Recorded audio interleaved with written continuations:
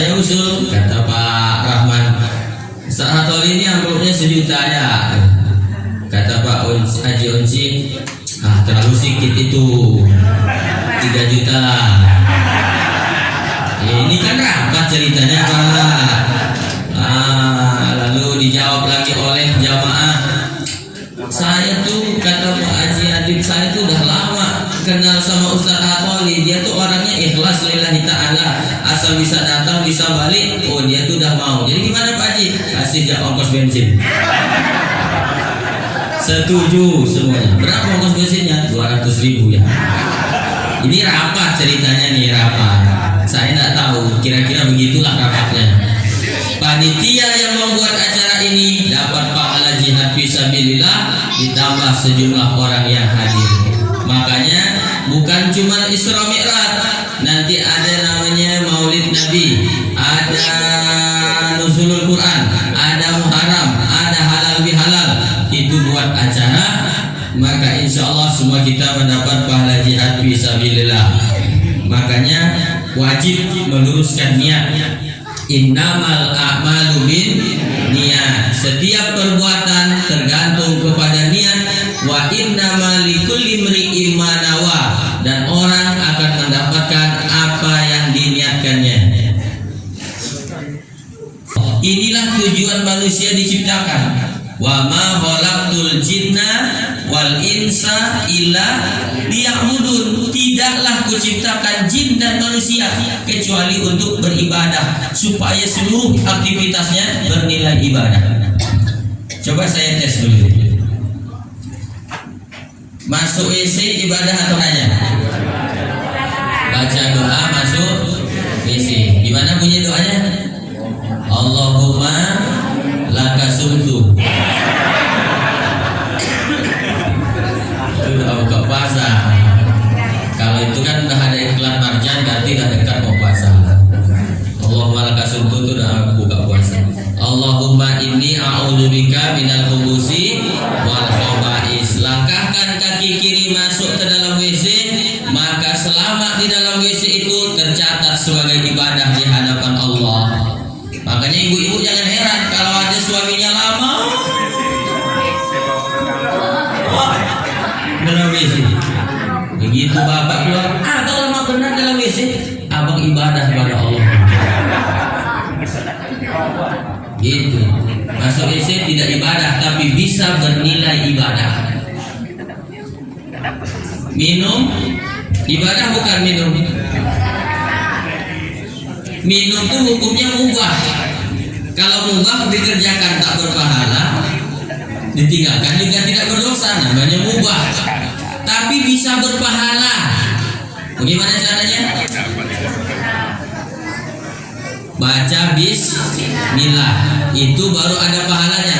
Tapi kalau mau pahala yang lebih besar dari aktivitas minum, maka ikuti sunnah Nabi minum. Kalau Nabi minum ada 8 sunnahnya Pak. Banyak kan? 8 sunnah minum. Udah tahu belum? Pak Haji, udah tahu belum? Belum? Jadi selama ini gimana minumnya? Teguk-teguk aja kok. 8 sunnah minum. 1, duduk. 2, pakai tangan kanan. 3, lihat dulu airnya ada apa tanda. Melihat air itu sunnah. Air kopi apa air teh, atau jangan-jangan belum dituang. Soalnya saya pernah begitu. Minum aja rupanya belum dituang. Malu kita lagi ceramah begitu. Lihat dulu airnya, itu sunnah. Yang keempat, baca bismillah. Yang kelima, minum. Terus yang keenam, jangan bernapas di dalam gelas. Itu sunnah. Tak boleh bernapas dalam gelas. Sunnahnya begitu. Yang ketujuh, ucapkan alhamdulillah. Yang kedelapan, yang kedelapan, jangan mencaci maki makanan atau minuman.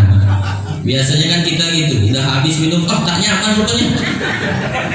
Udah habis baru bilang tak nyaman. tak enak, tak boleh. Itu mencaci makanan. Nah itu makan aja semua. Saya ceramah nih bebas Bapak Ibu. Yang lapar boleh sambil makan, yang haus boleh sambil minum, yang ngantuk boleh sambil tidur. Tidur ya, tidur lah. Tak apa-apa, tidur semua tak apa-apa. Pelan-pelan saya balik. Minum bisa beribadah nilai. Karena minum ini hewan minum, monyet minum, ayam minum, kucing minum. Kalau tidak kita niatkan untuk ibadah sama seperti hewan kita minum akhirnya. Makanya Allah ingin seluruh aktivitas kita bernilai ibadah. Niatkan, luruskan niat. Kerja kantor, masuk kantor, cari nafkah, ibadah bukan? Kalau tidak diniatkan untuk Allah tak jadi ibadah. Hanya pergi kantor, balik ke rumah, ceklok jam 7, pulang ceklok jam 4, capek, lelah, letih, macet di jalan, tapi tidak diniatkan untuk Allah, hanya dapat lelah, lesu, letih, loyo, lunglai, letoy.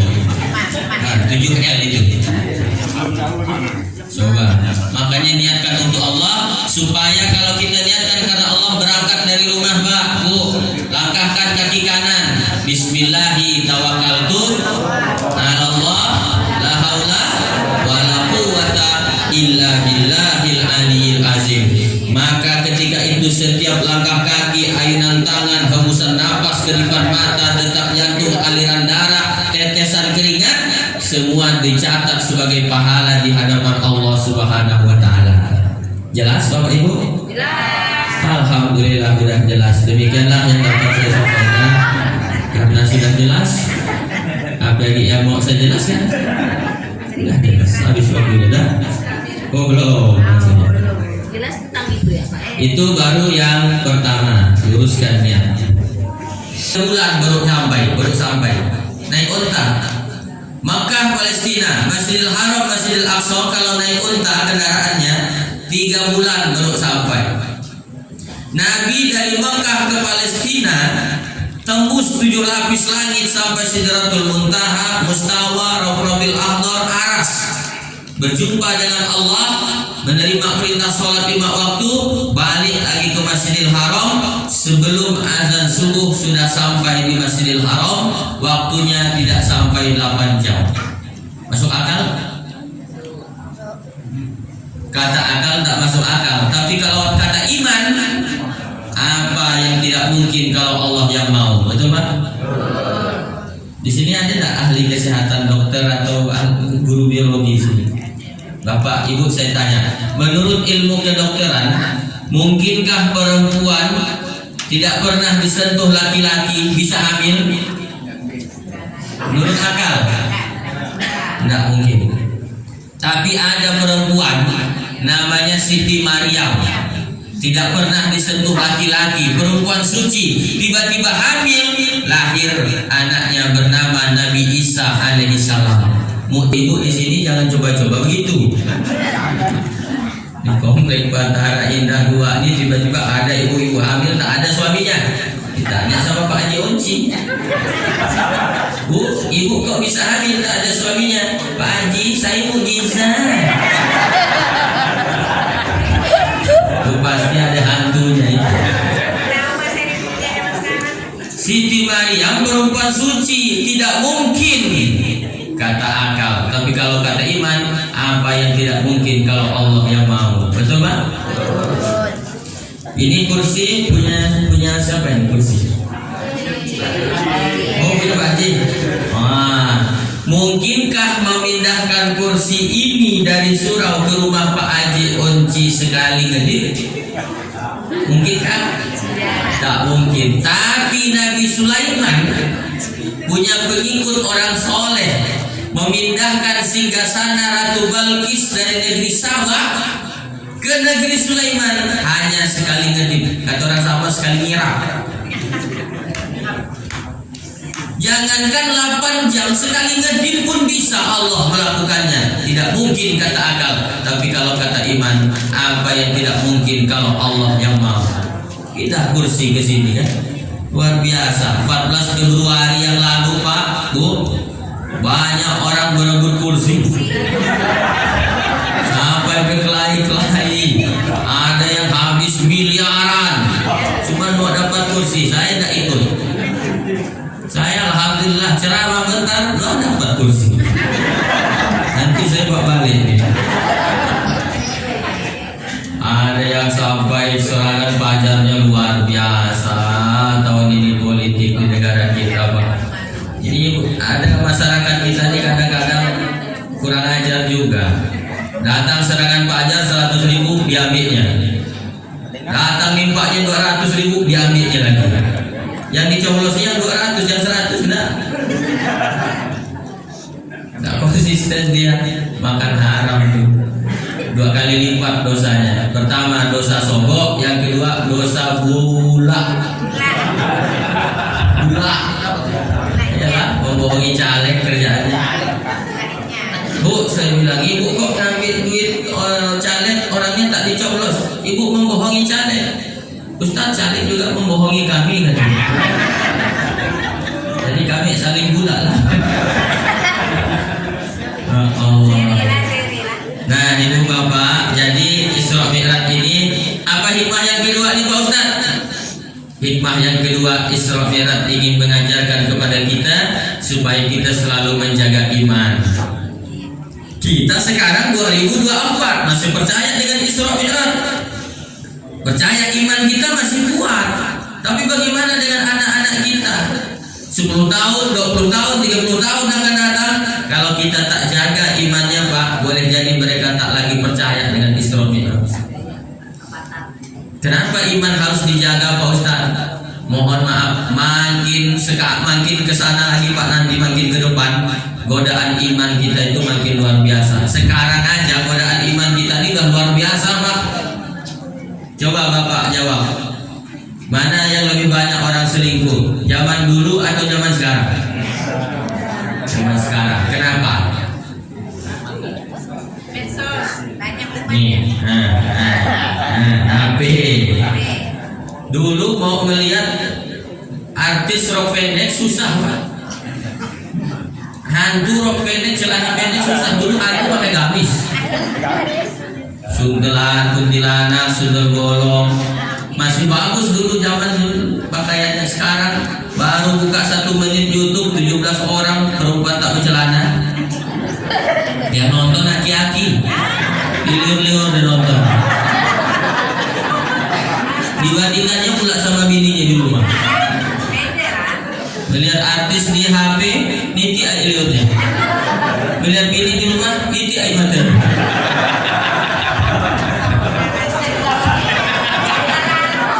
Paham maksudnya Pak? Bini koyak keteknya, gigi tak digosok, mani udah mau siang. Jangan tersinggung Bu ya. Kalau tersinggung berarti ibu memang begitu. Godaan iman ini Pak, makanya banyak laki-laki selingkuh membandingkan istrinya dengan istri orang. Tak usah. Istri kita itulah yang paling sayang sama kita. Makanya jaga iman. Apalagi godaan selain HP. HP menggoda kita. Ibadah jadi malas. Udah komat tuh masih main HP. Allahu Akbar, Allahu Akbar. Kata maknya, mak anak udah azan di masjid, sholat, nanti habis sholat ngaji ya. Mama enggak ngaji, mama mau balas WA.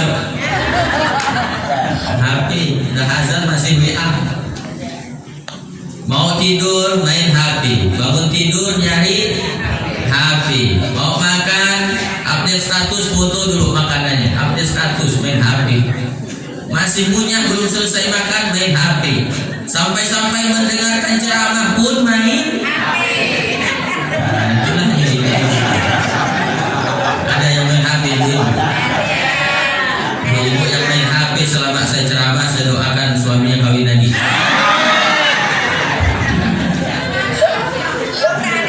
Udah aliman ini Pak. Nah, setan dah. Kau kalau tidak usah dengar ceramah main HP ya, tidak usah dengar ceramahnya, tak penting.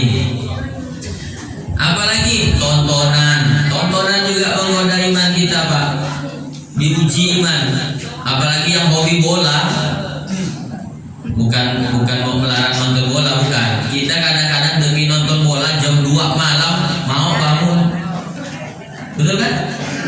Tahajud tak ada. Jadi kalah imannya itu.